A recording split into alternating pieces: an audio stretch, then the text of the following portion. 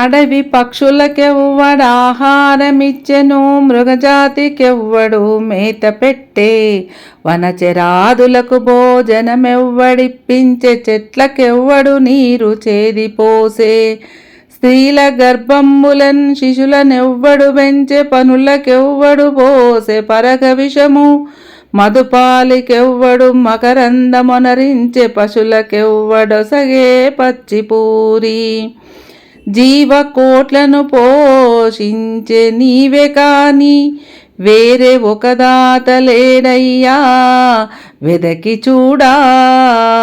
భూషణ వికాస శ్రీ ధర్మపుర నివాస, దుష్ట సంహార నరసింహ దురిత దూరా.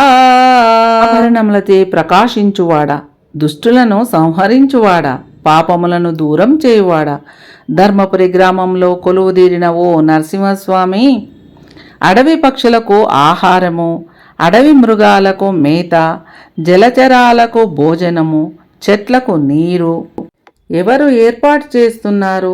స్త్రీల గర్భములో శిశువులను ఎవరు పెంచుతున్నారు? పాములకు పాలు, తుమ్మెదలకు మకరందము ఎవరు ఏర్పాటు చేస్తున్నారు?